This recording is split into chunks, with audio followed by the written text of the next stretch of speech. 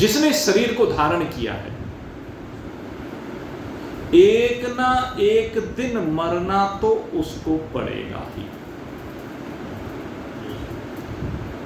चाहे किसी ने भी शरीर को धारण किया, शरीर तो जाएगा ही, क्योंकि शरीर नश्वर है, सदा किसी का साथ दे नहीं सकता, और कब जाए इस बात का भी कोई ठिकाना नहीं है। तो इसलिए जो मृत्यु से बचना चाहता है, मरना नहीं चाहता हो, क्योंकि हर एक व्यक्ति नहीं चाहता मरना, तो उसे परमानंद की प्राप्ति करनी पड़ेगी, उसे अमरता को प्राप्त करना पड़ेगा, अमृत पीना पड़ेगा। अमृत पीकर ही इस मृत्यु के कष्ट से बचा जा सकता है। और ये अमृत कब पिया जा सकता है? जब हम पहले मृत्यु का शोधन करें कि मृत्यु है क्या, मृत्यु है किसकी, मृत्यु किसकी आ रही है, कब आ रही है, क्यों आ रही है।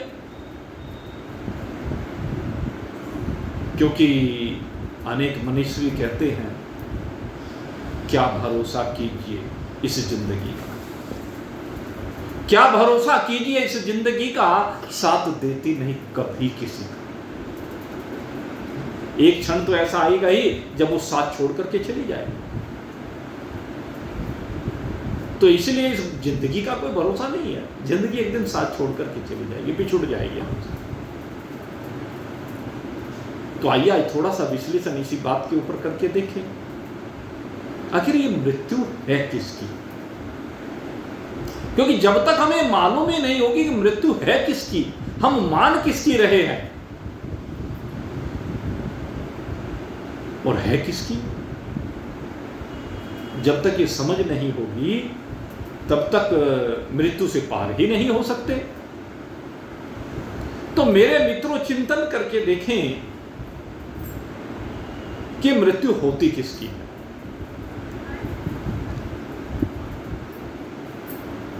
हमारी मृत्यु होती है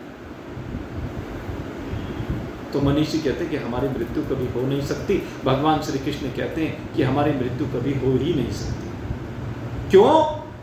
क्योंकि अजो नित्यो हो शाश्वत वयम। आप तो अजो माने अजन्मा हैं, नित्य हैं, शाश्वत तत्व हैं, और जो शाश्वत होता है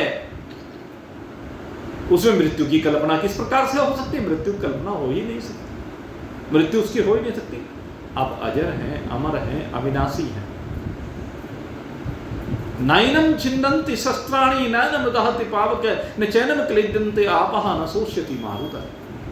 आप कौन हैं जिसका शस्त्र छेदन नहीं कर सकता है, जिसको अग्नि जला नहीं सकती है, जिसको जल भिगो नहीं सकता है, जिसको वायु सुखा नहीं सकती है।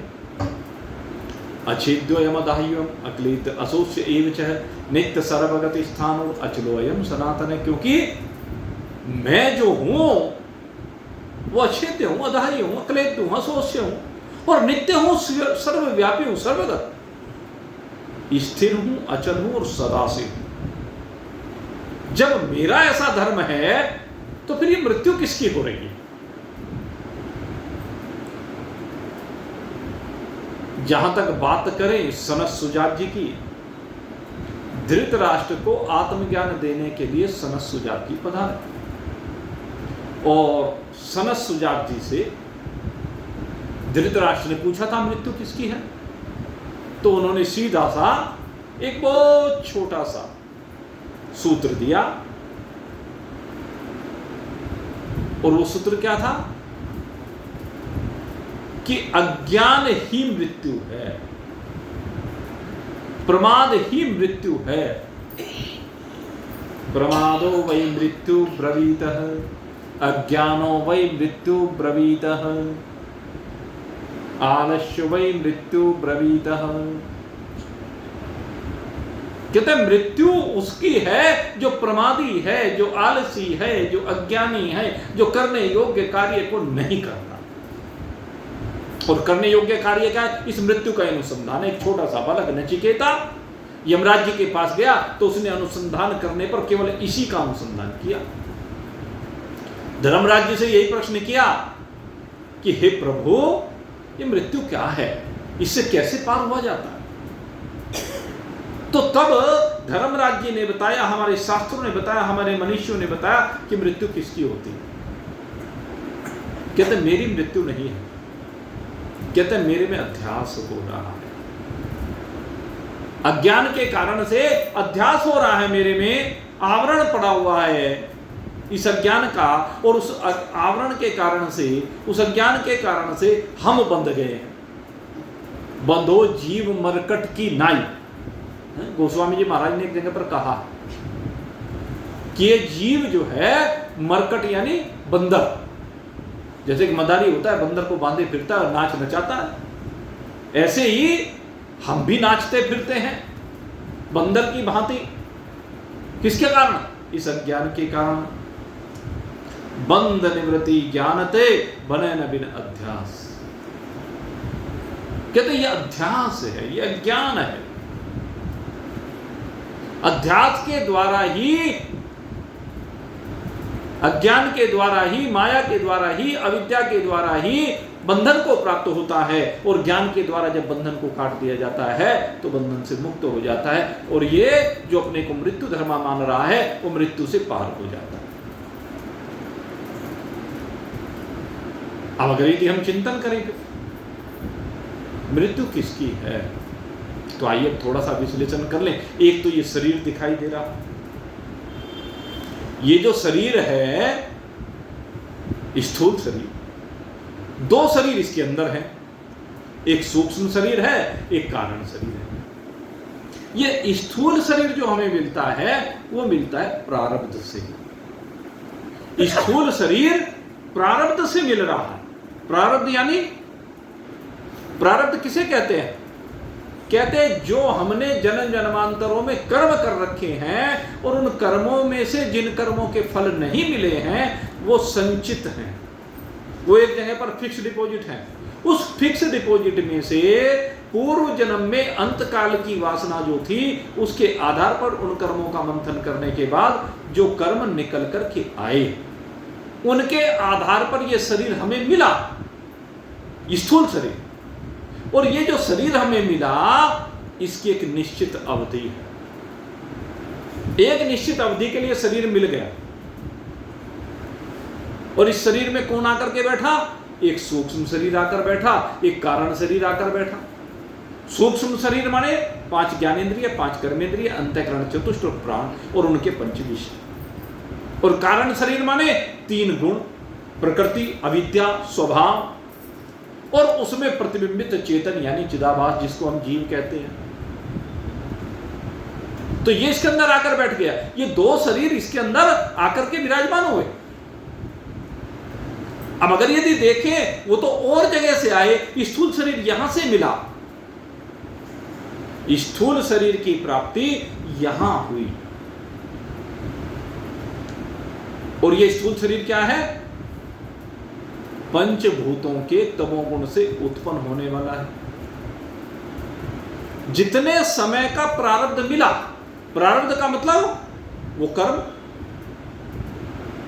तो इस शरीर में बैठ करके उन कर्मों का भोग भोगना है। जितने कर्म मिले उनका हिसाब किताब चुकाना, किसी से लेना है, किसी को देना है। इसीलिए कर्ज रूपी संसार कहा गया।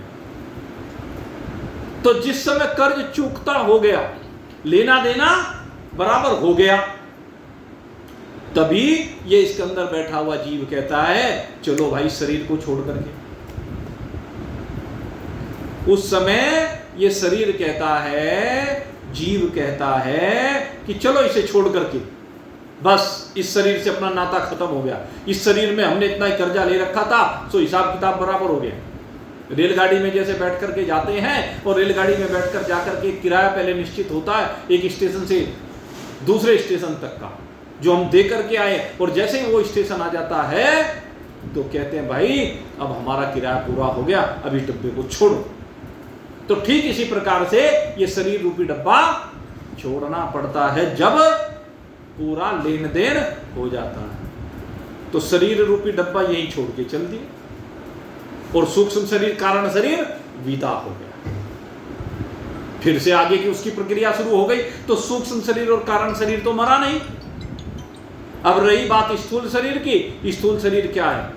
5 भूतों के चंदे की चौपाल है। इस स्थूल शरीर में आकाश, वायु, अग्नि, जल, पृथ्वी 5 तत्व लगे हुए हैं, और जो यहीं से लगे और यहीं छूट गए। अब इसकी क्या मृत्यु कहें? द्रव्य संरक्षण का नियम कहता है, ये मैथमेटिक्स है या फिजिक्स कह लीजिए या केमिस्ट्री कह लीजिए, जीवन की केमिस्ट्री कहिए, जीवन की में इसको कह लीजिए, भौतिकी कहिए इसको, या जीवन का गणित कह लीजिए इसको।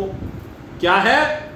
जो यहां से लिया यही छोड़ दिया, जितना लिया उतना ही छोड़ दिया। रोज यही तो प्रक्रिया चल रही है शरीर में। जितना रोज ग्रहण करते हो उतना ही रोज त्याग देते हो। कुछ शरीर में अगर रह गया तो उसे बाद में त्याग देते हो इकट्ठा, यही तो है। तो इसकी मृत्यु हुई क्या? इन पंचभूतों की मृत्यु हुई क्या? न पंचभूतों की मृत्यु हुई, न ही सूक्ष्म शरीर की मृत्यु हुई, न ही कारण शरीर की मृत्यु हुई। फिर मृत्यु हुई किसकी? धर्मराज के दरबार में जीव गया, ये सूक्ष्म शरीर कारण शरीर गया, वहां जाकर के हाजिरी लगी और फिर से अगले शरीर में जाकर के डाल दिया गया। फिर से लेखा जोखा शुरू हो गया। फिर से वो दूसरा शरीर तब तक रखा जब तक कर्जा पूरा नहीं हुआ। तो कौन मरा? मरना किसका हुआ? अजी प्राण निकल गए इस शरीर से, इसलिए जीव मर गए। प्राण निकल गए इसलिए ये जीव मर गया। जीव तो नहीं मरता भाई, जीव तो आगे की यात्रा पर चला गया। जीव कहां मरा? जब शरीर में से प्राण निकल गए तो जीव तो नहीं मरा, कह दिया मर गया। कौन मर गया? अजी फलाना आदमी मर गया, फलाना मर गया। क्या मरा भाई उसका? फलाने आदमी का क्या मरा? अगर आप चिंतन करेंगे आप कोई भी चीज ऐसी नहीं निकाल सकते जिसको कहें कि इसकी मृत्यु हो गई। क्या मरा? तो अगर ज्यादा से ज्यादा आप कह सकते हैं इस शरीर का प्रारब्ध मर गया। वैसे तो भोग के साथ अक्षय हुआ, लेकिन अधिक से अधिक आप कह सकते हैं कि इस शरीर के लिए जो प्रारब्ध मिला था वो मर गया, क्योंकि उसका हिसाब किताब चूकता हो गया। अब उसमें से कुछ भी रहा नहीं। जो पीछे से लेकर के आए तो वो प्रारब्ध मारने के लिए यहां पर आया जाता है। स्थूल शरीर यहीं छूट जाता है, सूक्ष्म और कारण फिर से आगे की यात्रा में। तो मरने की अगर यदि हम बात करें, ये मरा भाई। और आगे बात करें फिर सूक्ष्म और कारण की, तो सूक्ष्म और कारण ये दोनों अपनी यात्रा बारंबार करते रहते। कब तक करते रहते? कहते हैं जब तक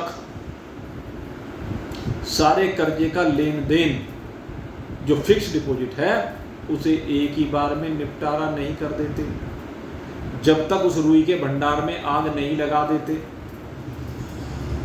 संचित कर्म क्या है? रुई का भंडार है, बस एक ज्ञान की चिंगारी देने की जरूरत है। ज्ञान की चिंगारी मिलते ही वो रुई का ढेर जल करके भस्म हो जाएगा, बंध की निवृत्ति हो जाएगी, अध्यास निवृत्त हो जाएगा, पड़े हुए आवरण समाप्त हो जाएंगे। और उसके लिए क्या करें? किसी महान पुरुष के पास जाएं और महान पुरुष के पास जाकर के इस आत्मा का ज्ञान प्राप्त करें। मैं कौन हूं? इस वास्तविकता को जाने। तो न तुझे स्थूल शरीर है, न बार बार आवागमन करने वाला, एक जगह से दूसरी जगह पर जाने वाला। कभी इस मृत्यु लोक में आता है तो फिर संयमनीपुरी में जाता है, फिर संयमनीपुरी से कभी नरक में भेज दिया जाता है, कभी स्वर्ग में भेज दिया जाता है, कभी प्रजापति के लोक में भेज दिया जाता है। ये सूक्ष्म शरीर और कारण शरीर यात्रा कर रहा है। तो इस सूक्ष्म शरीर और कारण शरीर को हटाना है, जिससे यात्रा से छुट्टी मिल जाए। और इस यात्रा से छुट्टी पाने के लिए किसी सदगुरु की शरण में जब ये जाता है तो सदगुरु इसे इसकी वास्तविकता समझा देते हैं। और जैसे ही इसको अपनी वास्तविकता समझ में आती है कि जो सूक्ष्म शरीर है ये सूक्ष्म पंचभूत के अलावा कुछ भी नहीं है। ये सूक्ष्म शरीर क्या है? सूक्ष्म पंचभूतों से मिलकर के बना, उनका संघात है। और ये संघात कैसा है? कहते हैं हवा की तरह से है, अति सूक्ष्म, जो दिखाई नहीं देता, जो महसूस नहीं होता। जब ये निकलता है इस शरीर में से किसी को महसूस नहीं होता। कोई सिद्ध होते हैं जो इसको महसूस कर लेते हैं कभी कभी। कोई महान पुरुष ही कभी कभी अनुभव करते हैं कि इस शरीर से अब ये निकला है शरीर, और वो उसको देखते हैं जाते हुए। जैसे अर्जुन ने, एक प्रकरण आता है कि अर्जुन गया हुआ था द्वारिका, और द्वारिका में एक ब्राह्मण था, और वो जो ब्राह्मण था उसके यहाँ जब भी कोई संतान हो, संतान होते ही यमदूत आ जाए और उसे लेके चले जाए। वो बड़ा दुखी था, बड़ा परेशान था, और एक बार वो सीधे भगवान श्री कृष्ण के पास पहुंचा और जाकर के भगवान श्री कृष्ण को भला बुरा कहने लगे, तेरे पाप के कारण से मेरी संतान जीती नहीं। अपना पाप नहीं कहा, कहने लगे तेरे पाप के कारण से मेरी संतान जीती नहीं है, मेरी संतान जन्म के साथ ही मर जाती है। तुम राजा हो, राजा के पाप के कारण ही बाप के सामने उसकी संतान जा रही है। ये राजा का पाप है, मेरा पाप नहीं है। इसलिए इस बार मेरी संतान की रक्षा करने का दायित्व तो तुम्हारा है। जब भला बुरा कहता अर्जुन से सहन नहीं हुआ, खबरदार, तुम भगवान को ऐसा कहते हो, तुम्हें शर्म नहीं आती? कहते नहीं आती नहीं, मैं तो शास्त्र की बात कर रहा हूं, ब्राह्मण हूं, विद्वान हूं, बुद्धिजीवी हूं। बात उसकी जायज थी। अगर शास्त्रोक्त दृष्टि से देखा जाए तो बात जायज है। जो भगवान के ऊपर वो आरोप लगा रहा है, अगर हम भगवान को बीच में से हटा दें, एक सामान्य राजा की बात करें, तो उसके ऊपर ये आरोप बिल्कुल सही से सटीक बैठते हैं। अब अर्जुन को बड़ा क्रोध आया, बोले क्रोध मत करो महाराज, अगर तुम्हारे अंदर शक्ति सामर्थ्य है तो मेरे बच्चे को बचाओ। अभी मेरे यहां बच्चा होने वाला है, उसको बचा लो। भगवान श्री कृष्ण ने तो कुछ नहीं कहा, लेकिन अर्जुन से सहन नहीं हुआ, कहने लगे मैं बचाऊंगा। कहने लगे अगर ना बचा पाया तो? कहने लगे मुझे तेरे ऊपर विश्वास नहीं है कि तू मेरे बच्चे को बचा लेगा। कहने क्या बात करते हो, एक गांडीवधारी अर्जुन, और वो तुम्हारे बच्चे को ना बचा पाए उन यम के दूतों से? कहने मैं जरूर बचाऊंगा, मैं इतना शक्तिशाली हूं। कहने लगे अगर ना बचा पाए तो? कहने लगे अपनी जान दे दूंगा। कहने फिर स्वीकार, चलो। चला गया अर्जुन, और अर्जुन जब चला तो उसने देखा भाई अब बालक के जन्म का समय आ रहा है, तो ब्राह्मण के पूरे मकान को चारों तरफ से शीशे से पैक कर दिया।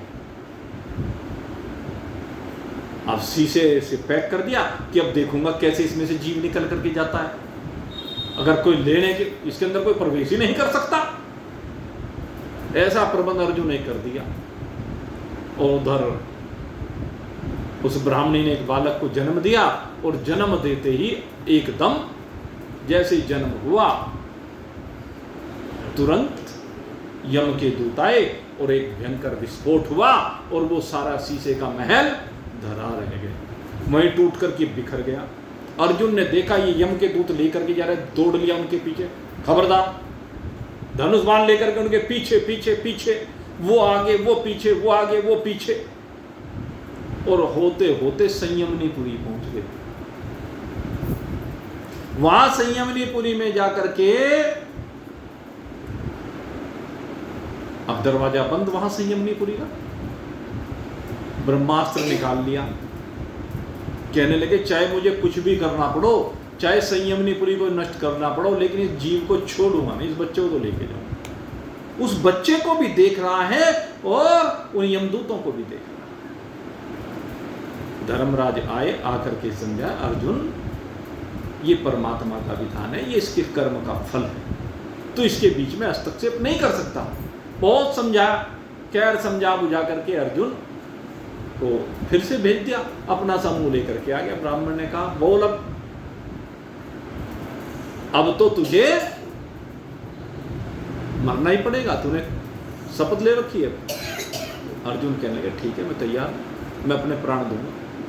मैं चूंकि अपने वचन की रक्षा नहीं कर सका, फिर से जाके भगवान श्री कृष्ण पर चढ़ गया।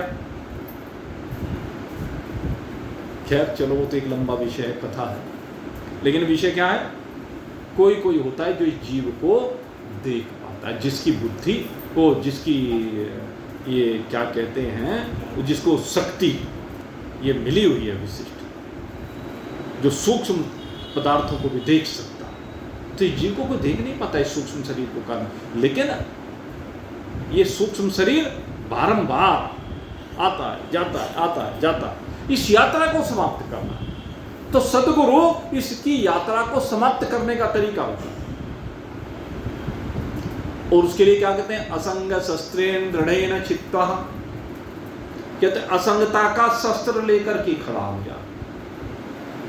अगर असंगता का शस्त्र तूने ले लिया तो यात्रा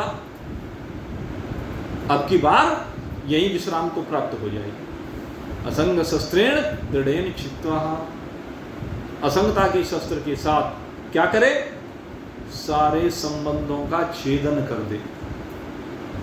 ये संबंध है जो तू ये बार बार मृत्यु के मुख में लेकर के जाते हैं। अगर तू इन संबंधों को समाप्त कर देगा तो फिर कर्म होंगे ही नहीं। जब कर्म नहीं होंगे तो उनका भोग कहां से आएगा। और संचित कर्म कहते हैं ज्ञान की ऐसी अग्नि प्रज्वलित कर। कौन से ज्ञान की, अहम ब्रह्मास्मि, अहम ब्रह्मास्मि, अहम ब्रह्मास्मि। इस अहम ब्रह्मास्मि रूपी ज्ञान की अग्नि को अपने अंदर प्रज्वलित कर। और ये ज्ञान की अग्नि जैसे प्रज्वलित होगी, तेरे जो संचित कर्म हैं वो सब जल करके समाप्त हो जाएंगे। और जैसे ये ज्ञान की अग्नि प्रज्वलित होगी, अध्यास समाप्त हो जाएगा, बंध की निवृत्ति हो जाएगी, बंधन की जो सामग्री है वो समाप्त हो जाएगी। क्योंकि जब तक बंधन की सामग्री नहीं निपटेगी, बंधन का कारण नहीं निवृत्त होगा, तब तक बंधा रहेगा ज्ञान से। लेकिन ज्ञान होने पर ये बंधन की जितनी भी सामग्री है, बांधने वाले जो जो भी विषय हैं, सब निवृत्ति को प्राप्त हो जाते हैं सद्गुरुदेव के उपदेश से। जो जिज्ञासु, जो अधिकारी ग्रहण कर लेता है इस ज्ञान को और साधनों को अपने जीवन में उतार लेता है, बिना साधन को उतारे इस मृत्यु से छुटकारा नहीं मिल सकता। जब साधनों से संयुक्त होता है, ये साधन ही है व्यक्ति की, जैसे मृत्यु से परे लेकर के जाते हैं, जैसे अमरता की ओर लेकर के जाते हैं। अब कोई साधन करे नहीं और मृत्यु से छूटना चाहे तो भाई बात बनेगी नहीं। वैराग भी चाहिए। साधन क्या है, वैराग के हैं। वैराग से ही तो राग हुआ है। वो यहां संसार में जो राग हुआ है वो वैराग से ही निवृत्त होगा। संसार के पदार्थों में जो राग हुआ है वो वैराग से निवृत्त होगा, क्योंकि राग ही संग दोष परोसता है, राग ही से आसक्ति होती है, राग ही से संसार आकर्षक लगता है। जब राग ही नहीं तो संसार का आकर्षण समाप्त हो जाएगा। ये संसार अनंतता की ओर फिर आपको लेकर जाएगा। इस संसार में हर वस्तु आपको अनंतता की ओर लेकर जाएगी। यहां पर परिच्छिन्नता रहेगी नहीं। अगर पृथ्वी के ऊपर चिंतन कर लेंगे, अनंत कोटि लोकों में भ्रमण करने के उपरांत आप पाएंगे कि ये पृथ्वी ही आपको अनंत पृथ्वियां, तो अनंत पृथ्वियां आपको अनंतता की ओर लेकर जाएंगी, अनंत आकाश आपको अनंतता की ओर लेकर जाएंगे, अनंत वायु आपको अनंतता की ओर लेकर जाएगी, अनंत अग्नि आपको अनंतता की ओर लेकर जाए, अनंत प्रकाश आपको अनंतता की ओर लेकर जाएगा। अनंत रस आपको अनंतता की ओर लेकर जाएगा। और जैसे ही आप अनंतता की ओर पहुंचेंगे वैसे ही यह मृत्यु रूपी भय समाप्त हो जाएगा। क्योंकि संसार में व्यक्ति को सबसे बड़ा दुख, सबसे बड़ा कष्ट, सबसे अधिक पीड़ा इस मृत्यु की ही रहती है। और जबकि मृत्यु इसकी है ही नहीं, ये आप समझ ही गए होंगे। जिसकी मृत्यु है ही नहीं उससे काहे का भय कर रहे हो भाई? मृत्यु नाम की कोई चिड़िया है ही नहीं। मृत्यु नाम की कोई चिड़िया संसार में है नहीं, केवल अज्ञान ही मृत्यु है। अज्ञान निवृत्त हुआ तो मृत्यु समाप्त। जैसे रस्सी में सांप दिख रहा है, रस्सी में सांप दिख रहा है, तो सांप भय परोस रहा है, पीड़ा परोस रहा है, कंपन परोस रहा है, स्तंभन परोस रहा है। लेकिन जैसे प्रकाश हुआ और सांप अपने कारण रस्सी में लय को प्राप्त हो गया, जैसे ही सांप अपने कारण रस्सी में लय को प्राप्त हुआ, केवल रस्सी रह गई।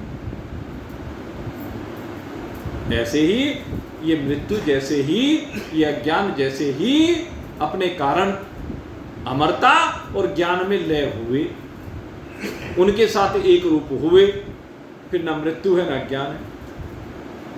अज्ञान निवृत्त हो जाता है, अज्ञान के निवृत्त होते ही मृत्यु निवृत्त हो जाती है, फिर मृत्यु की बात ही नहीं रहती है। जब मृत्यु की बात ही न रहे तो भय रहेगा क्या? भय तभी तक है जब तक मृत्यु की कल्पना है, जब तक अज्ञान की कल्पना है। और जैसे इस कल्पना से बाहर निकलेंगे भय से निवृत्ति हो जाएगी, मृत्यु से निवृत्ति हो जाएगी, मृत्यु फिर रहेगी ही नहीं। वैसे 3 काल में मृत्यु है क्या? हकीकत यह है कि 3 काल में मृत्यु है ही नहीं, लेकिन हमने आरोपित कर रखी है रज्जु के सांप की तरह से, रेगिस्तान के जल की तरह से हमने मान रखी है, सीपी की चांदी की तरह से हमने मान रखी है, अपने मृत्यु की कल्पना कर रखी है। वास्तव में अपने में मृत्यु नाम की कोई भी चीज नहीं है। केवल एक चीज को यहां संसार में मृत्यु कहा गया, और वो किसने कहा? कहते हैं वो लोक व्यवहार ने कहा। लोक व्यवहार में जब भी कोई जीव यहां पर अपने स्थूल शरीर को छोड़ करके अपनी आगे की यात्रा पर निकल जाता है, तो लोक व्यवहार में इस क्रिया को मृत्यु नाम दिया गया है। अन्यथा मृत्यु नाम की कोई चिड़िया है ही नहीं। लोक व्यवहार में कह दिया फलाना आदमी मर गया, फलाना आदमी मर गया, अर्थात फलाने नाम से जिस शरीर को संबोधित किया जा रहा था वो शरीर अब आज दाह संस्कार करने के बाद फिर से कभी किसी को दिखाई देगा नहीं, क्योंकि अब वो यहां दिखाई नहीं देगा। इसलिए लोक व्यवहार में कह दिया कि मर गया, जबकि वो शरीर कहीं नहीं मरा। वो शरीर केवल उन पंचभूतों में, अपने कारण पंचभूतों में लय को प्राप्त हो गया। पृथ्वी का हिस्सा पृथ्वी में मिल गया, जल का हिस्सा वाष्प बन करके जल में मिल गया, अग्नि का जो तेज है वो तेज के साथ एक रूप हो गया, समष्टि तेज के साथ। जो वायु है वो वायु के साथ एक रूप हो गई, और जो इसमें खाली स्थान आकाश है वो आकाश में मिल गया। हकीकत ये है। लेकिन फिर भी लोक व्यवहार में कहा जाता है जीव एक शरीर से जब दूसरे शरीर में चले जाता है कि फलाने की मृत्यु होगी। तो इस तरह से मृत्यु नाम की कोई भी चिड़िया नहीं है, अज्ञान है, और ये अज्ञानी बंधन परोस रहा है। हमें इस बंधनों को खोलना है। जब तक बंधनों में हम बंधे रहेंगे तब तक मरना भी है और जीना भी है। और अज्ञान से बाहर निकलते, रस्सी खोलते ही बंधन खत्म, और बंधन खत्म तो न जन्म है न मृत्यु है, न विद्या है, न कामना है, न कर्म है। और जब कर्म नहीं तो फिर भोग भी नहीं, क्योंकि भोग जो होता है वो कर्मों का होता है। आप कर्मों से बिल्कुल भी रहित हो। जब कर्म से विरहित हो, कर्म से दूर हो, कर्म से आपका कोई संबंध नहीं है, आप में न क्रियमान कर्म है न प्रारब्ध कर्म है, न संचित कर्म है। ये सब के सब केवल प्रकृति का खेल मात्र है। वास्तव में आप में केवल ये आरोपित है। तो आप सब इस आरोप से बाहर निकलें, और इससे बाहर निकलने के लिए आपको किसकी शरण में जाना पड़ेगा? शक्ति की शरण में जाना पड़ेगा। ये शक्ति आज जो कुछ भजन कराए ना, उसका प्रयोजन यही है कि हमें शक्ति की शरण में जाना होगा। हमें वो शक्ति उस शक्ति से अर्जित करनी होगी जिसके द्वारा हम ये मान सकें कि मैं ब्रह्म हूँ, मैं ब्रह्म हूँ, मैं ब्रह्म हूँ। और ये शक्ति हमें उस शक्ति से ही मिलती है जो आदि शक्ति है मात भव, जय दुर्गे मात, यह आदि शक्ति। तो उसकी शरण को प्राप्त है, क्योंकि वही हमारी सच्ची गुरु है, वही परमात्मा हमारा सच्चा गुरु। मैं बारंबार कहता हूँ, इस संसार में जो भी ज्ञान मिला है हमें उसी आदि शक्ति परमात्मा से मिला है। ये परमात्मा की शक्ति यही हमें अपने स्वरूप का बोध करा सकती है, इसके अलावा दूसरा कोई भी तरीका नहीं है। और वो बोध महान पुरुषों को जो शक्ति उन्होंने प्रदान की है, उनकी शक्ति के साथ जुड़ करके, जैसे ही एक शिष्य अपने गुरु की शक्ति के साथ जुड़ता है तो दोनों एक रूप होते हैं, और जैसे उन दोनों का तादात्म्य संबंध बनता है, गुरु का जो ज्ञान है ब्रह्मास्मि का, वो शिष्य के साथ एक रूपता को प्राप्त हो जाता है। गुरु परमात्मा से जुड़ करके अहम ब्रह्मास्मि का ज्ञान प्राप्त करता है, और जब अहम ब्रह्मास्मि का ज्ञान ईश्वर के साथ जुड़ करके प्राप्त करता है तो वही शिष्य ज्ञान प्राप्त कर लेता है। और जैसे शिष्य को ये ज्ञान होता है, वो भी परमात्मा के साथ जुड़ करके परमात्मा के साथ एक रूपता का संबंध, तादात्म्य संबंध स्थापित कर लेता है, और सदा सदा के लिए कहता है आनंदो हम, आनंदो हम, आनंदो हम, मैं आनंद स्वरूप। यही हम सबकी वास्तविकता है। इसलिए मृत्यु के बंधन से छुटकारा पा करके आप अपनी अजरता, अमरता, अविनाशिता में आकर के असीम आनंद से संयुक्त हों। इन्हीं शुभ भावनाओं के साथ आज का एक सत्संग अब यहीं पर विश्राम को प्राप्त हो रहा है। बोलिए सच्चिदानंद भगवान